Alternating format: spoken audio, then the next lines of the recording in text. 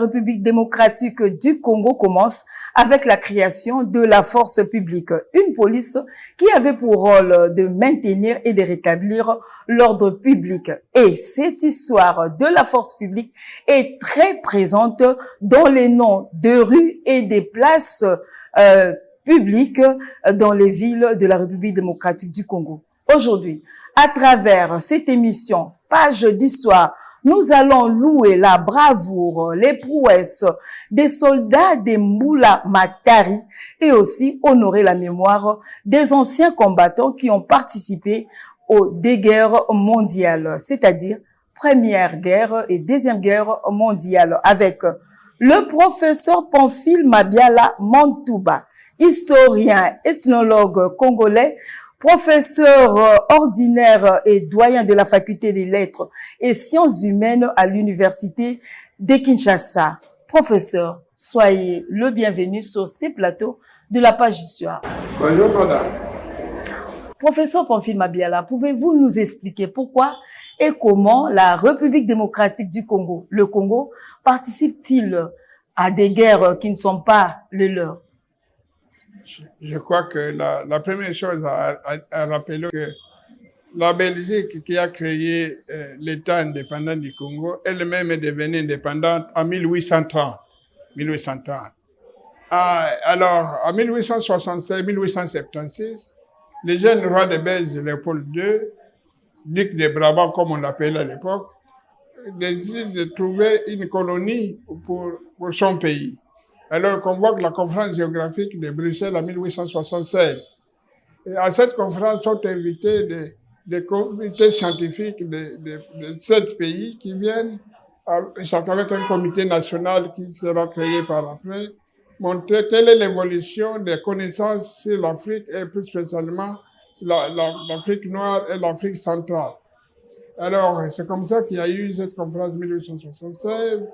Après, on a décidé qu'il y aurait un comité d'études du Congo en 1878. Et puis, on a créé l'Association internationale africaine qui devait gérer tout cela. Et en 1882, c'était devenu Association internationale du Congo. Cette Association internationale du Congo est allée négocier à Berlin, où il y avait la conférence de Berlin sur le Congo comme thème à l'ordre du jour, avec des reconnaissances internationales comme celle des États-Unis, de la France et de l'Allemagne. L'État indépendant du Congo l'a déclaré créé le 1er juillet 1885 à Vivi. Vivi, c'est un poste près de Matadi, un petit poste en fait, qu'on a établi comme la capitale de l'État indépendant du Congo. Alors avec un administrateur, c'est Francis de Winton, qui est un Anglais, qui va se mettre à gérer l'État pendant une année. Alors l'année suivante, en 1886, on dit que la capitale doit aller à Boma. Alors, en 1885, qu'est-ce qui se passe? C'est qu'il y a un décret qui doit organiser l'État indépendant du Congo qui a été proclamé le 1er juillet 1885 à Vivi. Comment va fonctionner cet État? On a dit qu'il y aurait une direction qui est chargée des forces publiques, armées et artillerie. Donc, il va gérer des questions de cette nature-là. Et à ce moment-là, il n'y a pas encore d'armée, puisque l'État est en train de naître. On a dit que l'Association internationale du Congo devient l'État indépendant du Congo. Ça veut dire un État qui ne dépend pas de la Belgique, qui n'est pas une colonie de la Belgique, mais un État qui devient la propriété privée du roi Léopold II, qui fait que finalement, l'État indépendant du Congo est lié au roi par une union personnelle comme une parcelle privée qu'il peut aliéner et que d'autres peuvent reprendre. C'est comme ça d'ailleurs qu'il y a, depuis 1884, un droit de préemption de la France. La France a dit, si Léopold II se fatigue, ben nous, les Français, on pourrait reprendre la colonie et être les colonisateurs. Donc tout cela, ça a commencé en 1885. On dit, on va créer dans l'organisation du gouvernement une direction qui s'occupe des forces publiques, artillerie, armée, munitions. Alors en 1886, on nomme capitaine de frégate Léon Roger pour organiser une force publique. À partir du moment où en 1886, on nomme le capitaine de frégate Léon Roger comme premier commandant de la force publique. La force publique, c'est son acte principal de naissance, c'est en 1886, mais l'acte juridique de désignation de la chose, c'est en 1885 dans les décrets. Mais en 1886, la nomination du capitaine de frégate Léon Roger fait que finalement, désormais, il y a une armée. Mais cette armée, il faut qu'il y ait des gens qui soient dedans. Ces gens, on va les avoir comment? Il faut aller les chercher. Parmi les gens qui sont déjà arrivés à Boma, il y a des gens qui sont arrivés, qui ont accompagné de la côte jusqu'à Boma, des explorateurs, des voyageurs européens, comme Stanley et d'autres encore, qui viennent à Boma avec des hommes, ils sont déjà dans la capitale. Donc, ces premiers noyés d'étrangers qui ont accompagné les expéditions d'explorateurs, là, se trouvent là-bas. Et puis, il y a un contingent qui vient de Coquelatuile, Bandaka aujourd'hui, n'est-ce pas, avec des gens comme Van Dorp, Van der Koven, des gens comme ça. Ils viennent avec des gens à Boma qui tous parlent le lingala. À partir de Bandaka, ils viennent à Boma. Et ce sont ces gens-là qui vont constituer les premiers noyaux avec lesquels le commandant Roger, capitaine de frégate, va commencer à travailler. Mais la force publique elle-même n'est pas encore structurée, comme on dit. La structuration, c'est au mois d'août 1888. On dit, voilà, cette force publique, il y aura des compagnies d'instruction et des compagnies actives. Compagnie d'instruction, c'est centre d'inscription. Les centres d'inscription, c'est là où, lorsqu'un soldat est incorporé dans l'armée, on va on va nous faire suivre les ABC du métier. Ça veut dire, on doit apprendre comment on se comporte en tant que militaire, les exercices d'infanterie, tout ce que vous voulez comme exercice, c'est au centre d'instruction. Donc, les centres d'instruction préparent les soldats à être des vrais soldats. Quand c'est fini, on les envoie dans des compagnies actives. Tout ça, c'est légiféré au mois d'août 1888. Et puis, vers la fin de l'année, en 1888, on va structurer l'état-major, les compagnies, les échelons de l'armée, l'organisation interne. Donc, voilà un peu l'histoire en bref de cette force publique qui commence et qui a des missions spéciales naturellement. Je ne sais pas si vous voulez que j'aborde déjà les questions des missions de cette... Non, c'est parce que là, vous avez fait le résumé par rapport à la création de la force publique pour rafraîchir la mémoire de nos fidèles téléspectateurs. Mais aujourd'hui, nous voudrions parler de la participation de la force publique aux deux guerres mondiales. Première chose, pour comprendre la participation, pourquoi la force publique a-t-elle participé aux deux guerres mondiales, il faut comprendre une chose. C'est qu'il y a deux guerres mondiales. La première guerre, on l'appelle la Grande Guerre. Voilà. La première guerre, c'est la Grande Guerre 1914-1918. 1918. Alors, normalement, la deuxième guerre, c'est 40-45, 1940-1945. Les guerres, ce sont des guerres des Européens. Ce sont des Européens qui se battent entre eux. Mais ces Européens qui se battent entre eux ont des colonies. Voilà. Bon. Là, en 1914, le Congo est déjà, depuis 1908, devenu colonie belge. L'acte d'annexion, le 15 octobre 1908, c'était... État indépendant du Congo. L'État indépendant du Congo, qui était une propriété du roi Léopold II, en 1908 est devenu une colonie belge. Mais la Belgique elle-même en Europe était un État neutre, donc un État qui ne fait pas de guerre à ses voisins, neutre, régi par le principe de neutralité. Donc, la colonie, évidemment, qui dépend d'un État neutre, ne fait pas de guerre à quelqu'un. Et l'État indépendant du Congo ne fait pas de guerre à ceux qui l'ont créé, donc, normalement, il n'y a pas de raison de participer à la guerre. Mais puisque en 1914, l'Allemagne occupe la Belgique et chasse le gouvernement en Belgique, là, bon, on dit, de toute façon, même si la métropole est en guerre, la colonie ne va pas être en guerre. La colonie a aussi un régime, c'est la conférence de Berlin, de neutralité. C'est un pays neutre, ne participe à une guerre avec un pays voisin, un pays, surtout pas un pays européen fondateur même de l'État.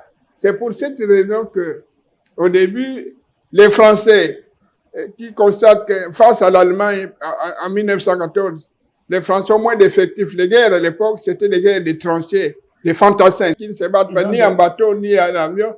Donc, pendant la Première Guerre mondiale, c'était une guerre dans les tranchées. On creuse des fossés dans la nature pour mettre des soldats. On fait la guerre en courant à pied, hein, en marchant à pied et tout ça pour la plupart. Mais avec des lances aussi, des flèches. Non, c'est des fusils modernes déjà à l'époque. Voilà. Alors, donc la Première Guerre mondiale là, c'est d'abord une guerre de chiffres. L'Allemagne, en termes d'effectifs, a de loin plus d'hommes au front des batailles que les Français. Les Français se disent, mais nous avons dans les colonies des hommes de troupes, les tirailleurs sénégalais, l'Afrique occidentale française. L'Afrique équatoriale française a ces hommes, on peut les utiliser sur le terrain européen. Donc, ils ont amené en renfort, ils ont appelé en renfort les Sénégalais, les Ouest-Africains, et qui sont allés avec eux en Allemagne aussi pour combattre la Première Guerre mondiale. Les Belges ont dit, de toute façon, nous avons une police, la force publique jusqu'à 1914 est une force de police de protection contre les chargés du maintien du rétablissement de l'ordre public. Alors, maintenant, aller en guerre, ça signifie qu'il était prêt pour aller à la guerre. Il n'y avait que les troupes du Katanga, avec une armée déjà armée de Moser, Albini, des armes modernes à l'époque, si on peut dire ainsi. Alors, donc, il n'y avait que les Katangais qui étaient prêts pour la guerre. Oui, les Katangais étaient prêts pour la guerre. Alors, lorsqu'on attaque la capitale, eh bien, on dit, écoutez, nous devons d'abord préparer nos troupes pour aller au front. Donc, de 1914 jusqu'à 1916, 1915, on essaie de parler à l'impossible en préparant les troupes pour la guerre. L'industrie minière voudra préparer des armes adaptées au conflit, négocier avec les Allemands pour qu'il y ait quand même des petits avions qui doivent suivre, parce que c'est parti de Lukuga au Katanga et dans l'est du pays là. Donc les gens qui viennent de l'est africain allemand, les Allemands ils étaient au Tanganyika, donc aujourd'hui la Tanzanie, ils étaient au Rwanda et au Burundi à l'époque, Burundi. C'est l'est africain allemand. Ces Allemands-là ont commencé en 1914 à faire des provocations en venant attaquer. Alors on a dit, puisqu'on attaque un point de la colonie, il faut que les troupes se préparent. Mais nous n'allons pas nous jeter comme ça dans la bataille. Il faut préparer d'abord les gens. Donc 1914, 1915, on envoie des gens au Cameroun pour renforcer les troupes anglaises et les troupes françaises contre les Allemands là-bas. On doit aller en Afrique orientale allemande, renforcer les Anglais et avec les Sud-Africains, des gens qui viennent de l'Inde, pour qu'il y ait une guerre moderne dans ce coin-là. Alors, donc, il y a une marche qui commence en 1914 le long de la côte orientale de notre pays. Cette marche, c'est à pied. Donc, des soldats, devant, il y avait des hommes de troupes, des porteurs, des membres des familles qui devaient accompagner les soldats. Ils sont allés tous au front à pied, 900 km à pied, sans chaussures, ni les soldats, ni les autres membres de cette colonne n'avaient des chaussures, si vous voulez. Ils sont allés au front pendant ce temps-là.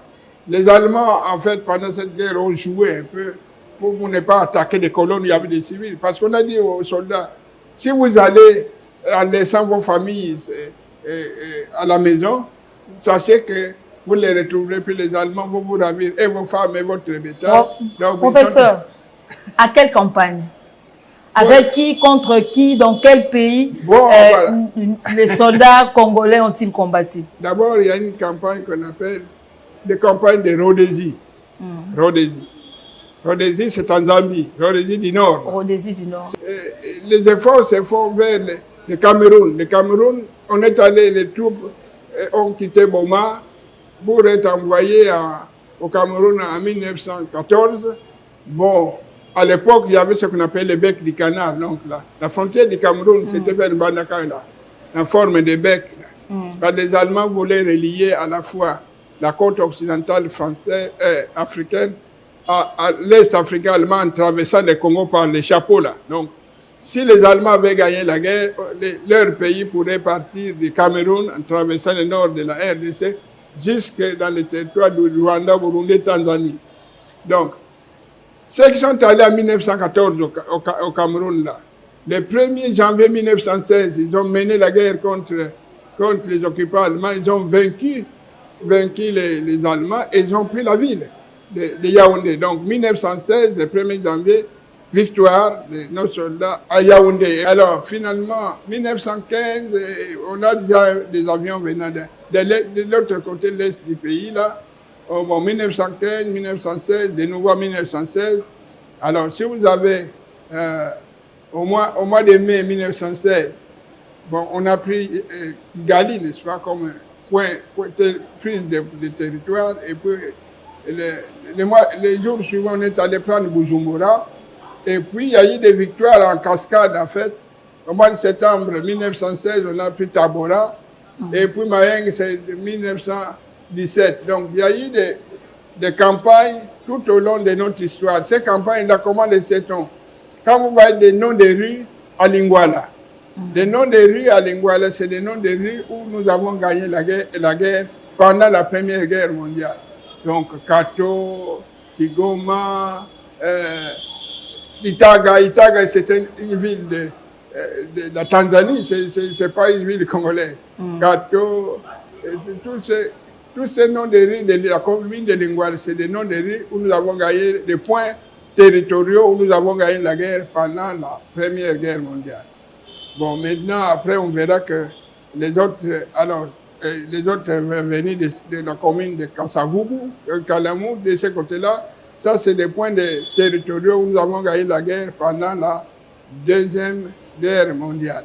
Alors, maintenant, qu'est-ce qui arrive pendant cette Première Guerre mondiale? C'est que la guerre se passe, les gens sont à pied, 900 km à pied, il y a la faim, il y a beaucoup de morts, et il y a des maladies comme le Covid, influenza.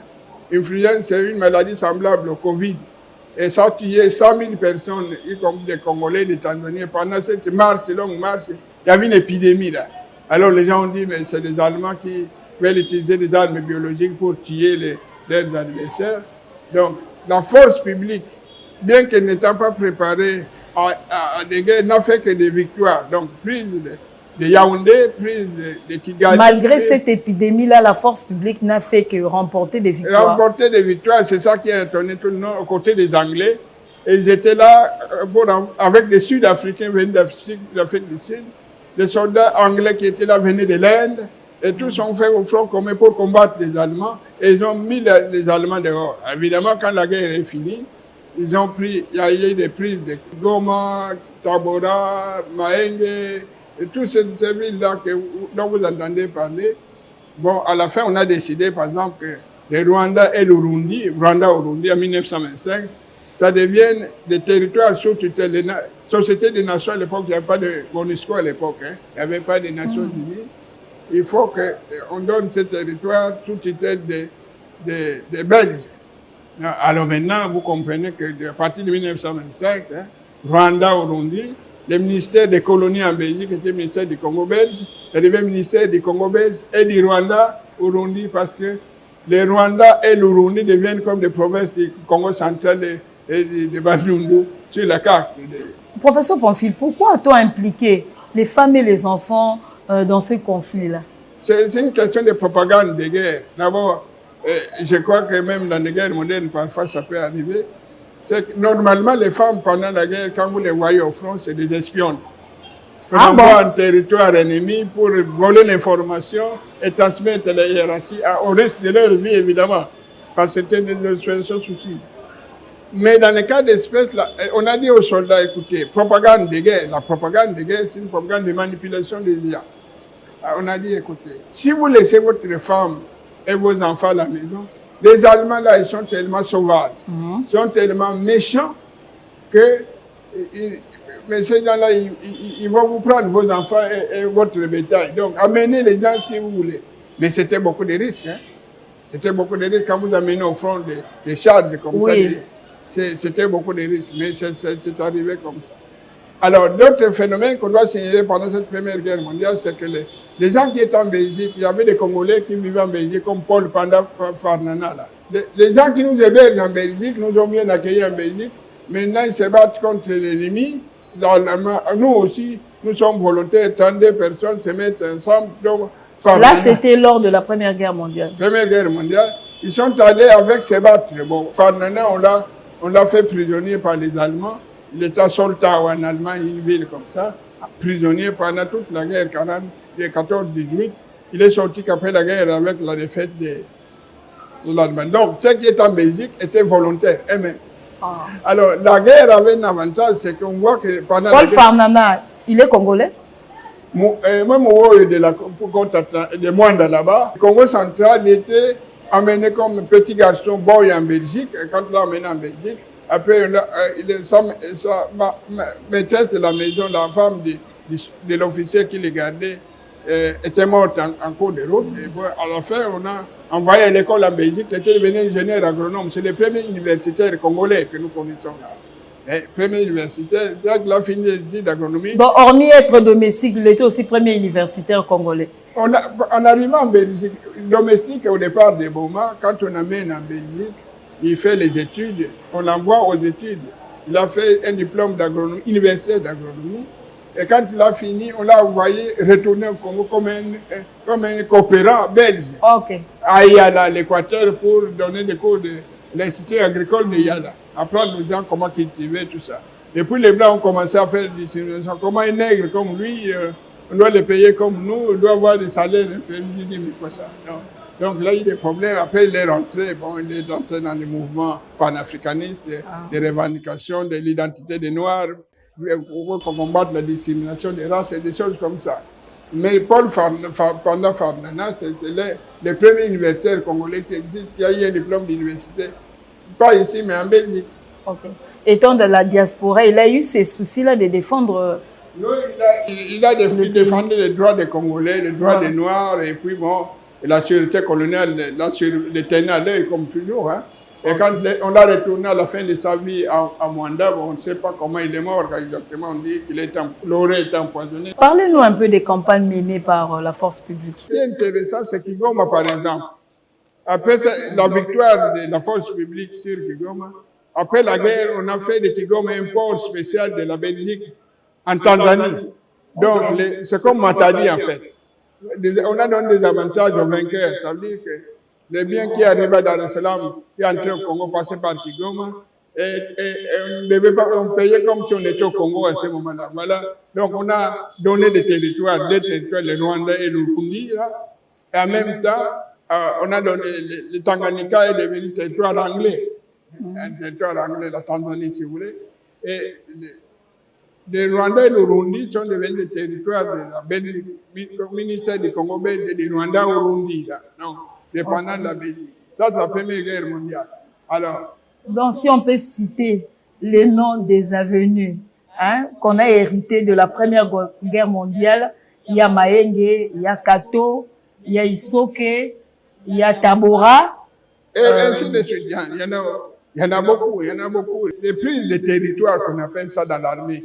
Vous arrivez à tel endroit, vous livrez un combat, vous prenez le territoire. Partout, on a gagné tout le nom des rues que vous trouvez à Lingouala là-bas. Voilà. C'était pendant la Première Guerre mondiale. Il y a eu un combat là-bas. Et puis, on a gagné à cet endroit-là. Quelles sont les conséquences de cette Première Guerre mondiale pour la Belgique? Les conséquences diplomatiques, c'est que quand on a gagné la guerre, c'est que les Belges en ont profité, bien sûr. Oui. Parce que la force publique, on a dit troupes coloniales belges. On n'a pas dit que les Congolais ont gagné la guerre, mais dans la tête des Belges, c'est des troupes coloniales. C'est notre victoire à nous. Oui. Non, mais les gagnants... Donc, ce ne sont pas les Congolais qui ont gagné cette guerre, mais ce sont les Belges, parce que nous étions une colonie belge. Alors, maintenant, donc, la force publique, c'était un objet de fierté pour la Belgique d'abord. Voilà. Alors, nous avons gagné la guerre, nous avons vaincu les Allemands dans l'Est africain allemand avec nos troupes coloniales. Okay. Troupes coloniales, donc. Et ça signifie que l'expérience de la guerre sur le terrain montre qu'il y a ce genre de mentalité aussi. Pendant la guerre, bon, on a constaté que même les Blancs, ils pleuraient de faim. Quand à Kuna Tchakoula, il n'y a pas de nourriture, n'est-ce pas? Quand il n'y avait pas de nourriture, les Blancs étaient en train de pleurer là. Ok. Bon, au front, papa. Donc, ils n'étaient pas résistants. Mais non, pendant la guerre, on s'est rendu compte que ce sont des gens comme nous, ils nous engueulent à tout moment. Ils sont fiers, mais ils sont des gens comme nous, ils pleurent quand ils ont faim. Mais ce sont des humains, c'est tout à fait normal. Donc, c'est pas des gens extraordinaires. Donc, on les a dévalués, quoi. Ok. Le fait que ce sont des gens comme nous. Alors, entre autres, si on n'a pas voulu que... On les a démystifiés. On n'a pas voulu, par exemple, amener des femmes, des soldats en Europe pour combattre. Ok. Parce que on a dit, si les soldats africains vont en Allemagne comme les Ouest africains, ils vont avoir des relations avec les Allemands ou les Français. Donc, l'image qu'il va avoir de la France va diminuer. Donc, si on n'a pas voulu, par exemple, les colonies françaises ont envoyé quand même des tirailleurs sénégalais. Quand on dit tirailleurs sénégalais, c'est des Sénégalais ou tout militaire qui était dans une colonie française qui a participé au combat là. On l'a généralisé en disant que c'était un tirailleur sénégalais, mais il y en avait des... Pas question d'amener les troupes africaines en Europe, mais les Français ont fait, bon, et puis, vous voyez, vous respectez plus à la fin, les Noirs vous plairez de faire, quoi, avec vos femmes, mais qu'est-ce que c'est pour les gens? Sinon, ils iront relater cette histoire-là. Bon. Alors, les Allemands qui ont accueilli les Africains, ils ont même fait une pièce de médaille. Méfiez-vous des femmes allemandes, méfiez-vous des Africains. Okay. Parce qu'ils sont tellement sauvages que ça peut entraîner des dégâts collatéraux de leur présence chez nous. Là. Donc, ils ont même une pièce de monnaie avec un nègre nu, une pièce de monnaie, imaginez ça, pour montrer comment ils sont affreux. Il ne faut pas les faire. Méfiez-vous des nègres, parce que c'est des gens, des diables, enfin des diables en personne. Ok, professeur Pamphile. Venons maintenant à la participation à la Deuxième Guerre mondiale. Dès en 1940, au mois de mai, on attaque la Belgique. L'Allemagne, la guerre commence, on prend la Belgique, la capitale. Le gouvernement s'enfuit vers Londres. Il n'y a plus de gouvernement à Bruxelles. De nouveau, le Congo se retrouve sans métropole. Pendant la guerre, le gouvernement belge ne déguerpit toujours de la capitale. Alors, on dit, on va faire comment? Est-ce que nous allons rester comme ça? Le Congo dit, il n'y a plus de métropole. Donc, entre nous, on reste au Congo. Au Congo, le Congo doit fournir, on demande à la colonie de fournir l'appui à la guerre. Donc, pendant la Deuxième Guerre mondiale, ce n'est pas la métropole qui a financé la colonie, c'est la colonie qui a financé la métropole pour compenser par la guerre. Parce que, de nouveau, la neutralité, le principe de neutralité de la Belgique a été violé. On a dit qu'on ne fait pas de guerre, mais on nous attaque quand même, on fait la guerre quand même. Alors maintenant, on commence ce qu'on appelle un effort de guerre. En 1940, l'état-major de la force publique a dit, mais la métropole, là, il n'y a plus de gouvernement. Nous sommes ici déclarant l'indépendance du Congo belge. Ok, déjà en 1940. Oui, au mois de mai. Déclarant l'indépendance du Congo parce qu'il n'y a plus de métropole. Okay. Nous, si c'est nous qui devons financer la métropole, pourquoi devons-nous dépendre d'une métropole qui n'existe pas? L'état-major de la force publique a fait un document de 10 pages pour déclarer déclaration d'indépendance. On a soumis ça au gouverneur Rickman général, on dit, vous faites quoi? C'est la rébellion, c'est quoi ça? On a dit stopper ça, mais il y a une demande de la force. Donc déjà, il y avait déjà une demande de la force publique pour réclamer l'indépendance. À cette époque. Okay. On n'en parle pas beaucoup, n'est-ce pas? Ok, on n'en parle pas. Maintenant, on a décidé que, comme la Belgique et la métropole n'existent pas, on va faire des efforts de guerre, trois sortes d'efforts de guerre. Effort de guerre financier, effort de guerre économique, et effort de guerre militaire. Ok. Trois forts. Effort de guerre, ça veut dire quoi? On va vous demander l'effort de guerre économique d'abord, effort de guerre financier. C'est que les Belges qui travaillaient au Congo à ce moment-là devaient cotiser pour leur métropole. On a imposé des sommes volontaires à cotiser pour la métropole, pour aider la métropole qui est débandade.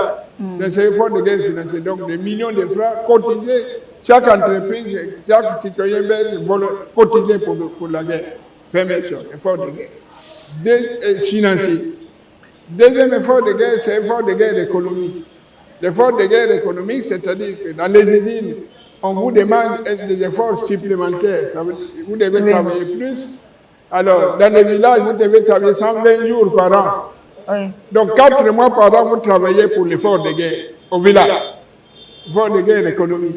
De 1942 jusqu'à 1947, on fait toujours l'effort de guerre. Donc, vous travaillez par centaines. L'union minière, donc, les entreprises, les ports et tout ça, les entreprises minières, les entreprises agricoles doivent travailler double ou triplement pour fournir ce qu'on demande pour l'effort de guerre. Alors, dans cet effort de guerre économique, le Congo est détenteur de beaucoup de ressources économiques, des ressources minières, des ressources de guerre. Donc, les diamants, les coltans, le cobalt, le cuivre, tout ce qu'il y a comme ressources de guerre, démobilisées pour la guerre. Par exemple, le coltan dont on parle aujourd'hui, il était exporté par avions spéciaux de l'Union minière au Katanga jusqu'à New York. Pendant cette guerre, le coltan là. Déjà à l'époque, on avait déjà découvert le coltan. Mais ça ne disait rien aux autres. C'était une ressource qui ne disait pas grand-chose à d'autres. Et les Américains prenaient des avions spéciaux de l'Union minière, du Katanga. Là, c'était vers quelle année? Mais 1941, pas déjà. Ok, 41 déjà. Donc, et puis, bon, donc les coltans allaient là-bas. Et vous savez que l'uranium du Congo, dont on parle beaucoup, l'uranium du Congo, ça servait à fabriquer la guerre d'Hiroshima. Pour mettre fin à la Deuxième Guerre mondiale, Hiroshima et de Nagasaki. C'est l'uranium de Tsinkolo au Katanga. En 1944, il y a eu une convention sur l'uranium. Convention. On a dit, voilà, entre l'Angleterre, la Belgique et les États-Unis. Ils ont dit, voilà. L'uranium du Congo qui se trouve à Tsinkolo, c'est de l'uranium presque pur. Hein? C'est la meilleure qualité d'uranium du pays. Et pendant 10 ans, cet uranium ne sera pas vendu à quelqu'un d'autre, pas à nous trois là. Ok. À part nous trois, on ne vendra pas l'uranium du Congo. L'uranium ne sera pas vendu à une tierce partie sans l'accord de nous trois pendant 10 ans. Donc si vous prenez 1944 plus 10, 1954, et on parle de l'agence d'énergie atomique déjà à l'époque quand ça va tirer. Donc ils ont pompé l'uranium chez eux sans négocier. Ce qui fait que même aujourd'hui, si cette thématique de l'uranium est toujours restée une question d'actualité. Troisième effort, c'est l'effort de guerre militaire. Troisième étape. L'effort de guerre militaire, ça c'est un effort de l'armée. Donc, on a dit la force publique ne va pas participer à la guerre mondiale, première chose. Surtout pas aller en Europe, deuxième chose. Mais on peut aider sur le plan logistique. Alors on fait en 1941 la campagne de Nigeria. Ça veut dire qu'on envoie nos soldats au Nigeria.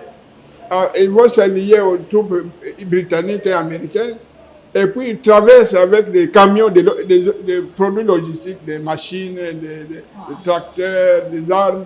Ils vont traverser ça au désert, là. Donc partent du Nigeria, traversent le désert jusqu'au Caire, jusqu'en Égypte. Alors la campagne militaire, ils sont allés en Éthiopie. Ok.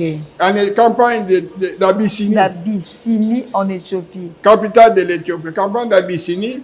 Pourquoi c'est important à connaître? Parce que là, ils ont remporté la victoire là, à Sosa, Gambela. Okay. C'est en Éthiopie, toutes ces affaires-là. À Sosa, Gambela, Sayo. Sayo, voilà. Donc, ils ont remporté des victoires à Sosa. Et puis, Haïlé Sélassié, qui était empereur à l'époque, il avait fui avant la guerre. Mais comme on a gagné, la force publique a rétabli contre les Italiens qu'on s'est battus en partant de Kisangani, on a traversé jusque là-bas en Éthiopie, en suivant le chemin par là. Eh bien, on a gagné la guerre, on parle d'Abyssinie, à Sosa, Sayo. Donc, dans toutes les villes de nouveau, on va retrouver des noms comme ça, des victoires de la Deuxième Guerre mondiale. Donc, la campagne militaire, c'est seulement en Éthiopie. Okay. Alors, il y a eu ce qu'on appelle hôpital belge de campagne. Hôpital belge, HBC. Ça signifie qu'on vient chercher des assistants médicaux ici chez nous. Des assistants médicaux qui vont aller soigner des alliés qui tombent malades au front.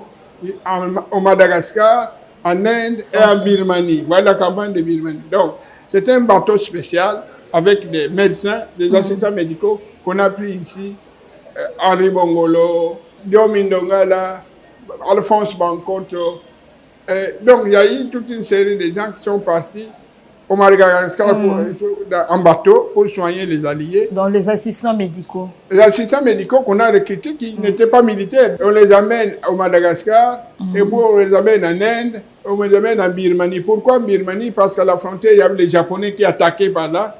Alors quand les gens qui tombaient au front, et c'est des Congolais qui les ont soignés, de toutes les races du monde, mais qui faisaient partie des camps des alliés. Birmanie, là, c'est trouvé où? À la frontière avec l'Inde et le Japon, là. Ok. En Asie, en Asie. Donc, les campagnes, ça c'est l'hôpital militaire de campagne, l'hôpital belge de campagne. C'est un hôpital, vous entendez des nouveaux belges. Hein? Okay. On n'a pas dit hôpital de la force publique toujours, hein? Hôpital belge de campagne. Donc, on a nos gens, les assistants médicaux, on les a transformés en militaires. Parce qu'ils étaient en tenue militaire, devaient obéir à la discipline militaire. Donc, Pierre Canon, Pierre Canon. Pierre Canon, le papa de Jean Canon, l'ancien bourgmestre de Kimbassé. Mais Pierre Canon, il était bourgmestre de Lingouala, Saint-Jean. C'est ça. Donc, Pierre Kano était le bourgmestre de Lingouala. Au moment du 4 janvier 59, il était bourgmestre adjoint. Ok. Bon, donc, on a amené des gens comme ça pour aller soigner des alliés qui tombaient au front, indistinctement de leurs origines raciales ou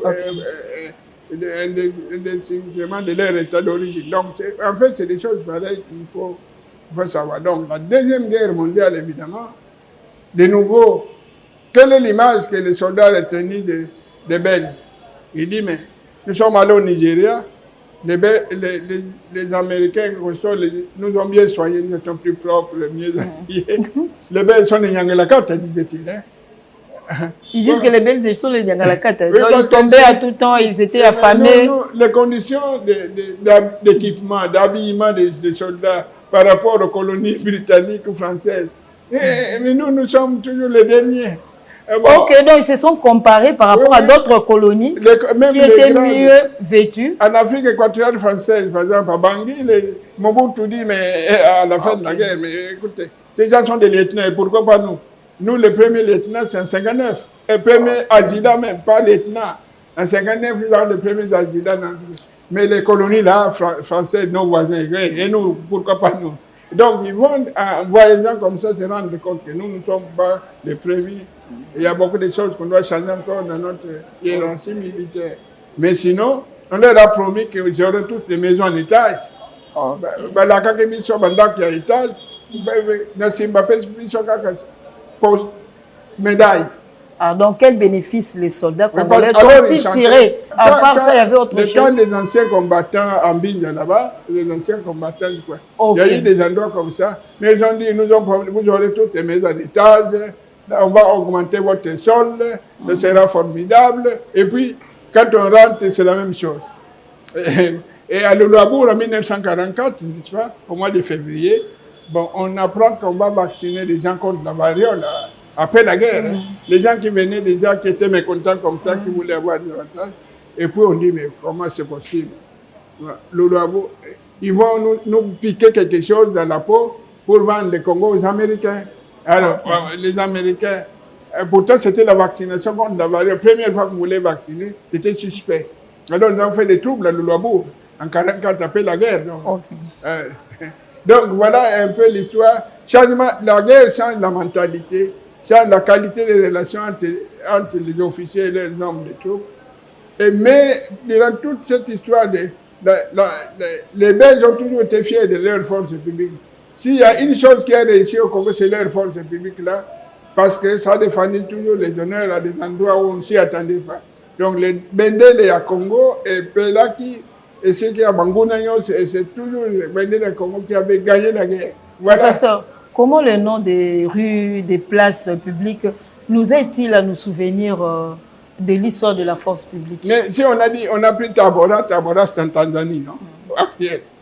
Itaga, c'est en Tanzanie actuelle, c'est une paroisse même catholique là, c'est le père blanc qui est sous à Itaga, des choses comme 1894, 1897, 1910, 1930, 1958, chaque fois qu'il y a eu les expulsions coloniales, on faisait défiler le détachement de la force publique à Bruxelles là, pour montrer que voilà, si nous avons échoué au Congo, au moins une chose pour laquelle nous n'aurons jamais échoué, c'est la force publique. La force publique. Notre objet de fierté, elle a le coup la Bendel Nabiso, voilà.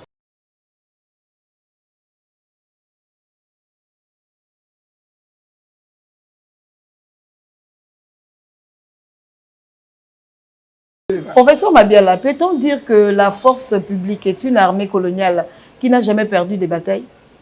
Bon, mais parce qu'ils se sont battus comme d'abord, au début, c'était les populations indigènes qui combattaient l'état indépendant pour occuper le territoire et organiser le territoire. Il fallait maîtriser, écraser les résistances locales. Donc là, il ne faut pas s'attendre à une défaite de celui du plus fort.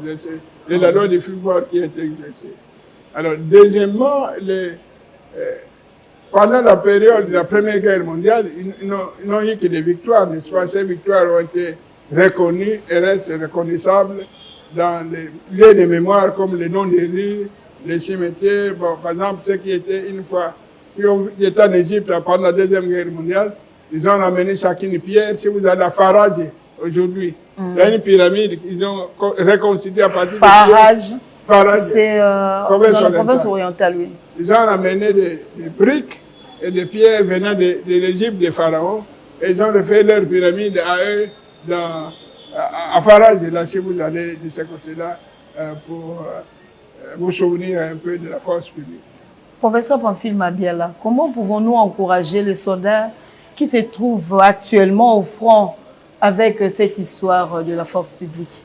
Mais comme on a dit tout les soldats de Mboula Matadi, que les soldats ont gardé des bons souvenirs, on garde dans les lieux de mémoire, des places publiques, les noms des rues, les lieux de victoire de la force publique. Alors, moi je pense que cette histoire doit être connue.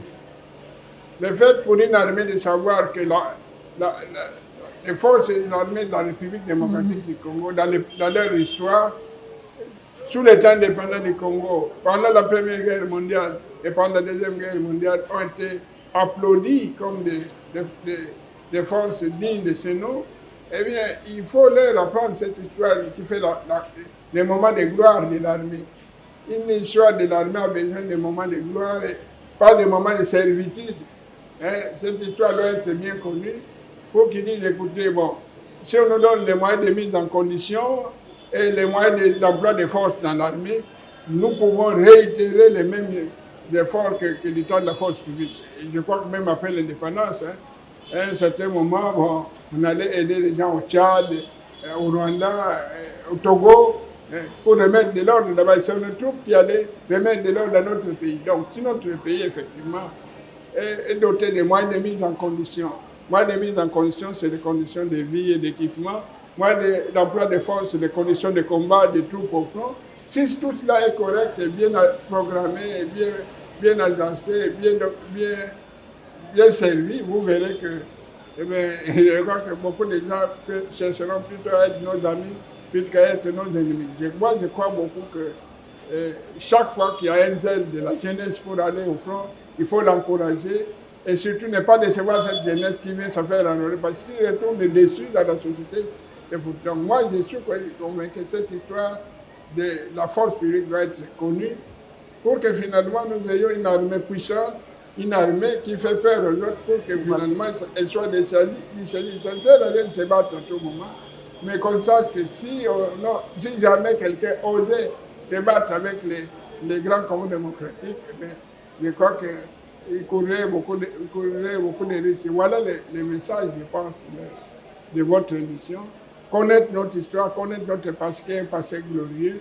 Ce passé-là doit être bien documenté, et souvent documenté et bien documenté par des hommes et des femmes de bonne volonté, par les médias, ici au pays et à l'étranger. Maintenant, les nouvelles technologies sont là pour le faire, pour que justement les gens aient le courage de s'engager sous les drapeaux, porter les drapeaux, mourir sous les drapeaux, afin de sauver le Congo, garantir l'avenir des générations actuelles et futures. Nous encourageons les soldats à aimer servir et aussi à défendre notre pays sous le drapeau. Merci, professeur Mabiala, pour ces précieux temps que vous nous avez accordés pour parler de la participation de la force publique des soldats de Mboula Matari aux deux guerres mondiales. Merci en tout cas de nous avoir suivis. Retenez que les soldats de Mboula Matari se sont distingués, ont remporté des victoires.